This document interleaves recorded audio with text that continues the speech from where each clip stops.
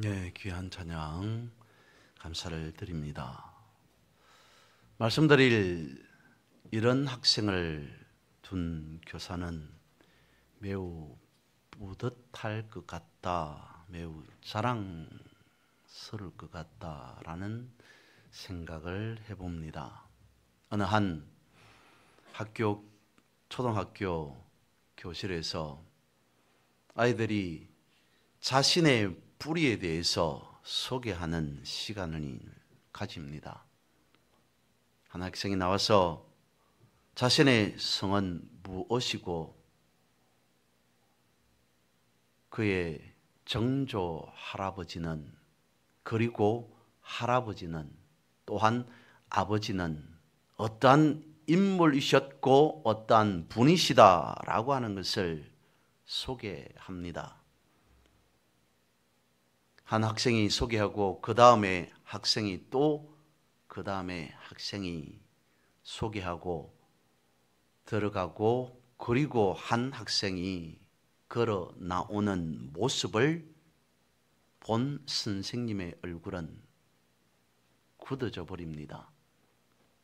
왜냐하면 그 학생은 고아였던 것이죠.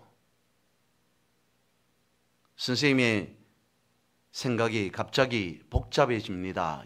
여기에서, 이점에서 발표를 마무리해야 하는가, 정리해야 하는가 라고 생각하던 찰나에 학생은 아이들 앞에 나와서 꾸벅 인사를 하며 큰 소리로 자신이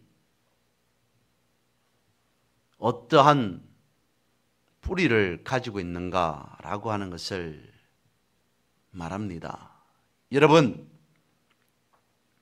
저희 아버지는 자녀들이 매우 많습니다. 그래서 제게는 형제들 또한 아주 많습니다. 우리 아버지는 매우 자상하십니다. 우리를 사랑하십니다. 우리 아버지는 매우 자비하십니다. 우리 아버지는 바로 하나님이십니다 라고 말하였다는 것이죠. 오늘 본문의 말씀을 보면 하나님께서 예수 그리스도에 대해서 소개하고 있습니다. 뭐라고요? 내 아들이다, 낳았다 라고 하시면서 내 아들은 다름 아닌 대제사장이다 라고 마치 하나님께서 기뻐하듯이 자랑하는 그러한 모습이 본문의 말씀이지 않을까 싶습니다. 먼저 1절에서 말씀하고 있는 대제사장이라고 하는 것에 대해서 살펴보면 말씀은 그렇게 말씀하고 있습니다. 제사장들도 죄를 사함 받으려는 사람과 동일하기 때문에 죄를 범할 수밖에 없는 죄인이라고 말씀하고 있습니다. 그래서 자신의 죄를 먼저 하나님 앞에 사함 받기 위해서 속죄제를 드리고, 그리고 이후에 백성들을 위한 속죄제를 드리는데, 제사장도 사람이기 때문에 죄인들을 용납할 수밖에 없다라고 말씀하고 있습니다. 그래서 히브리서 4장 15절 말씀에 보면 이와 같이 말씀하고 있습니다. 우리에게 있는 대제사장은 우리의 연약함을 동정하지 못하실 리가 아니요 모든 일에 우리와 똑같이 시험을 받으신 이로되 죄는 없으시니라. 히브리서 말씀을 보면 예수 그리스도를 대제사장에 비유하고 있습니다. 대제사장이라고 하는 직분은 어떤 것을 수행합니까? 1년에 한 차례 하나님께서 정하신 그날에 지성소에 들어갑니다. 이때 만약 제사장 자신에게 문제가 있거나 준비한 재물에 문제가 있으면 그 제사장은 살아서 나오지 못합니다. 근데 대제사장이신 예수 그리스도는 죽음의 자리에까지 이르렀지만 다시 살아나왔다라고 성경은 우리에게 말씀하고 있습니다. 다시 말씀을 드립니다.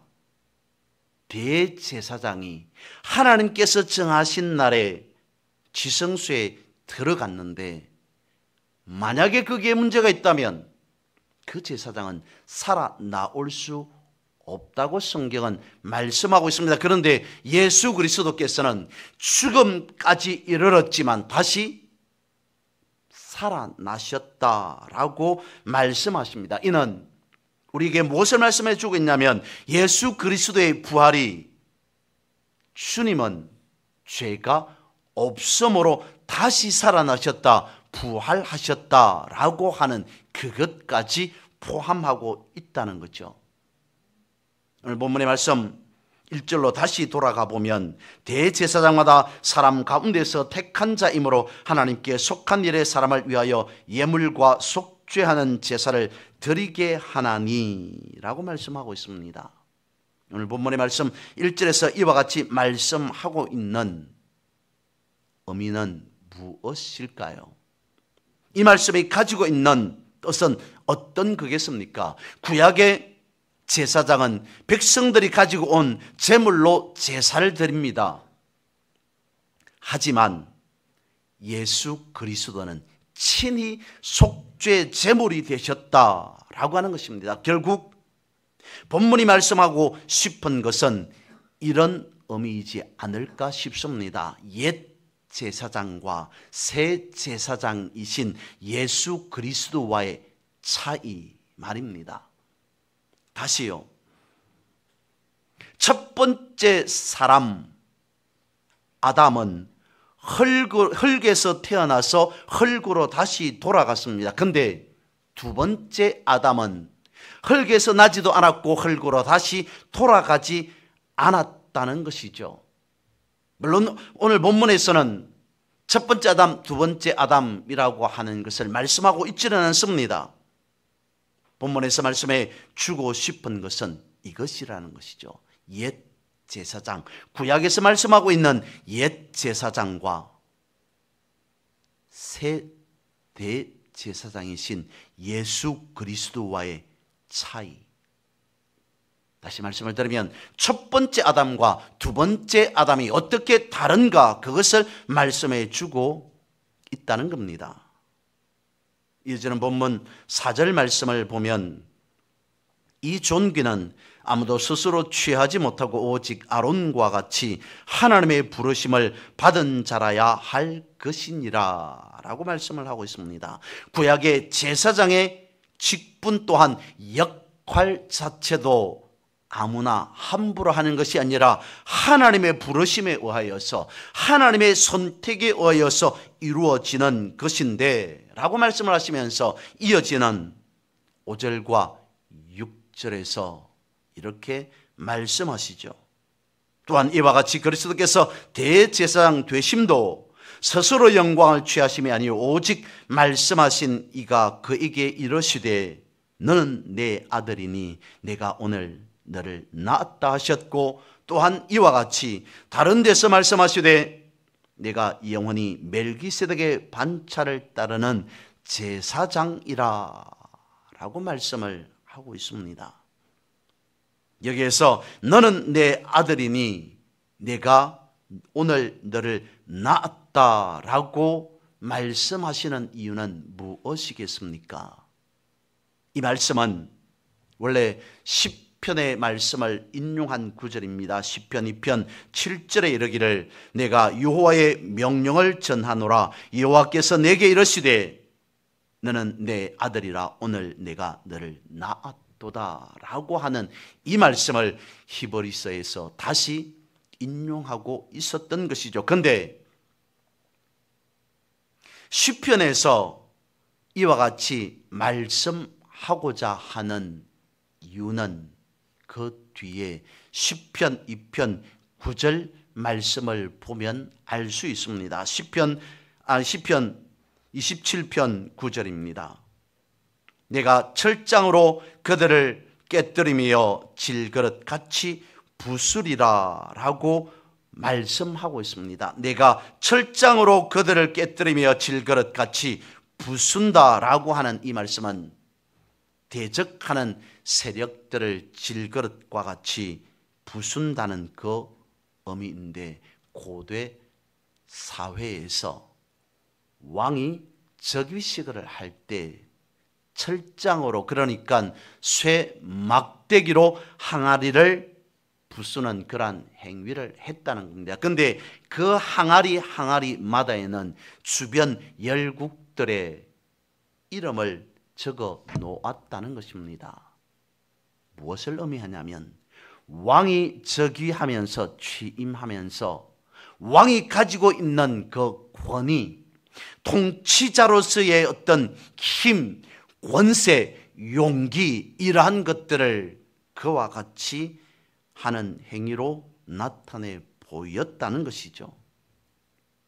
그러면 히브리서에서 이와 같이 말씀하고 있는 연유는 무엇이겠습니까? 그러니까 하나님께서 예수님에 대해서 아들이다, 낳았다라고 말씀하고 있는 것은 시편에서 말씀하고 있는 그 말씀과 연결해 보면 우리에게 다음과 같은 것을 당부하시고자 하는 말씀이다라고 하는 것입니다. 본문이 하나님이 예수님을 높이고 싶어서 하는 말씀이 아니라 예수님의 자녀인 우리가 이 땅에서 해야 할 마땅한 일이, 책임이 무엇인지를 말씀하고 있습니다. 주의 자녀인 성도는 말씀을 끊으려고 하는 어둠의 권세들을 대항하여서 철장으로 저들을 부수라라고 하는 그런 말씀이라는 것이죠. 철장과 같은 비슷한 말씀이 이사야 49장 2절에 말씀하고 있습니다. 바뀌기 전에 개역 한글 번역에 보면 마광한 살이라고 하는 말이 등장하게 되어 있습니다. 우리가 가지고 있는 번역본에는, 개역 개정에는 갈고 닦은 화살이라고 되어져 있습니다. 무엇을 성경은 우리에게 말씀하는 것일까요? 하나님께서 우리에게 쇠막대기를 주셨다는 겁니다. 무기를 주셨다는 겁니다. 하나님께서 우리에게 마광한 화살을 주셨다는 겁니다. 엄청난 파워 있는 무기를 허락해 주셨다라고 하는 것을 성경에서 말씀하고 있습니다. 그런데 구약에서는 그와 같이 말씀하고 있는데 신약에 와서는 무엇이라고까지 말씀하시는 걸까요? 이렇게 말씀하고 있습니다. 입어라 라고 말씀하고 있는 부분이지만 빛의 갑옷, 의의 갑옷이라고 말씀을 하십니다. 심지어는 전신 갑주를 우리에게 주셨다라고 말씀하고 있습니다. 무엇이겠습니까? 구약에서는 단지 우리에게 이런 무기 저런 무기 하나를 주셨다면, 예수 그리스도께서 이 땅에 오셔서 우리의 모든 죄악을 사해 주신 그것으로 이제 우리는 완전 무장의 상태가 되었다. 무기 하나, 두 개 정도가 아닌 이제 우리는 완전 무장한 상태이다 라고 하는 것을 빛의 갑옷으로, 의의 갑옷으로, 그리고 전신 갑옷이라고 하는 것으로 말씀하고 있습니다. 그렇다면 주님께서 우리를 성도되게 하신 것은 이러한 것을 기대하고 있는 것은 아니겠습니까? 주님께서 주신 무기로, 갑옷으로 우리가 완전 무장하였으니 이제는 여러분들이요, 과감하게 사탄과 대적하여서 물리치라 라고 하는 것을 기대하고 있는 것은 아니겠냐는 것입니다. 어떻게 해요? 어둠의 권세는 물러가라. 사탄아 물러가라. 나는 주의 자녀요 주의 백성이다. 나는 너에게 속한 것이 아니라 나는 주님께 속한 자이다. 내가 나를 아무리 유혹할지라도 나는 너의 말에 움직이는 자가 아니라 나는 오직 예수 그리스도 하나님의 말씀에만 순종하는 자이다 라고 마귀를 대적하라고 하는 그 측면은 아니겠냐는 것입니다. 하나님이 예수 그리스도를 바라보시고 너는 내 아들이다. 오늘 내가 너를 낳았다라고 자랑하듯이 주님도 우리에게 말씀하고 있습니다. 너는 나의 나무에 붙어 있는 가지다. 너는 내가 기르는 양이다 라고 말씀하고 있습니다. 주님은 우리에게 무엇을 말씀해 주고 싶었던 것일까요? 내 양은 내가 책임진다는 것입니다. 그러니까 겁내지 말라는 것이죠. 힘내라 하는 것입니다. 두려워하지 말라는 것입니다. 예수님께서 나를 위해 십자가를 지신 이유가 바로 여기에 있는 것 아니겠습니까? 내 양들아, 세상에 더 이상 휘둘리지 말고 내가 십자가에서 사망 권세를 이긴 것과 같이 너희도 나처럼 세상을 밟고 세상을 향하여서 나는 예수 그리스도의 자녀요 나는 하늘에 속한 상속자이다 라고 외치면서 살아라 라고 말씀하고 있는 것은 아니겠냐는 것입니다. 하나님은 나 한 사람 구원하기 위해, 하나님은 나 한 사람 살리시기 위해 예수 그리스도께서 십자가 지시는 것을 용납하셨습니다. 그러면 이런 우리가 부족하다는 것입니까? 연약하다는 것입니까? 아니라는 겁니다. 성경의 이름과 같이 우리가 가지고 있는 무기는 철장입니다. 마광한 불화살이라는 것입니다. 그리고 우리는 예수 그리스도의 강한 군대 마하나임이라는 것입니다. 그러므로 어둠의 권세는 틈탈 수 없다는 것입니다. 빛의 생명으로 우리는 승리하게 되어 있다는 것입니다. 두려울 게 없다는 것입니다. 그런데 우리는 살아가면서 스스로 생각하기를 연약하다라고 하면서 무너지고 쓰러질 때가 있습니다. 그 연약함 때문에 앞으로 나아가야 됨에도 불구하고 나아가지 못할 때가 있습니다. 그 연약함에 발이 묶이기도 합니다. 그럴 때 우리는 이렇게 생각합니다. 그러면 그렇지. 내가 뭘 할 수 있다고 라고 생각하게 되어집니다. 그런데 하나님은 우리의 연약함을 이미 해결하셨다고 정확하게 분명하게 말씀하고 있습니다. 2000년 전 예수님께서 십자가에 달려 돌아가심으로 우리의 연약함을 짊어지시고 그 연약함을 우리의 죄악과 함께 십자가에서 이미 해결하셨다라고 말씀하고 있습니다. 그러니까 예수 그리스도의 십자가 고난으로 그리고 부활로 인해 그 모든 것 해결하셨다고 말씀하고 있습니다. 성도인 우리는 더 이상 약한 자가 아니라는 것입니다. 강하고 담대한 자랑스러운 주의 자녀라는 것입니다. 그래서 예수님께서 마지막 만찬을 제자들과 함께 나누면서 떡과 포도주를 떼어 주십니다. 내 살이다, 내 피다, 받아 먹어라, 마시라. 그리고 말씀하십니다. 이것을 기념하라. 무엇을 기념하라는 것이었을까요? 예수 그리스도의 구원과 예수 그리스도의 죄사함, 그것을 기념하라, 즉 기억하라 라고 하는 그 말씀이었겠죠.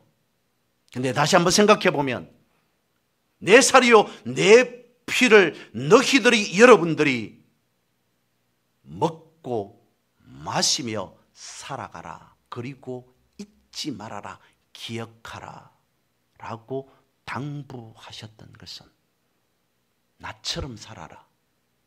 내가 세상에 휘둘리지 아니하고 세상을 밟고 세상을 향해 선포하고 외치며 당당하게 살았던 것과 같이 이제 너희들도 그와 같이 담대하게 강하게 용맹하게 세상을 향해 나아가라. 결단코 세상 앞에 무릎 꿇지 마라. 왜냐하면 이제 너희들은 자랑스러운 강한 예수 그리스도의 제자가 아니냐. 그것을 기념하라. 그것을 잊지 말고 기억하라 라고 말씀하신 것은 아니었을까 싶습니다. 제 아들처럼 떡과 포도주를 우리 역시 받은 자들입니다. 생명나무이신 주님께 접붙여진 자들입니다. 주님이 책임지신다는 겁니다. 여러분, 떡과 포도주인 복음의 말씀이 우리를 강건케 합니다. 그리하여서 오늘 본문에서 말씀하고 있는 바와 같이 주님께서 나에게, 우리에게, 여러분들에게 이와 같이 말씀하시는 음성을 들으시기 바랍니다. 너는 내 아들이다. 세상이 먹이고 길러주고 양육하는 것이 아니라 내가 직접 너를 낳았다, 기른다, 내가 책임진다. 왜냐하면 너는 내 아들이기 때문이다 라고 하는 이 말씀을 품고 그 말씀이 여러분들의 삶 속에 이루어지는 그 역사를 경험하시기를 주님의 이름으로 선포하고 축복합니다.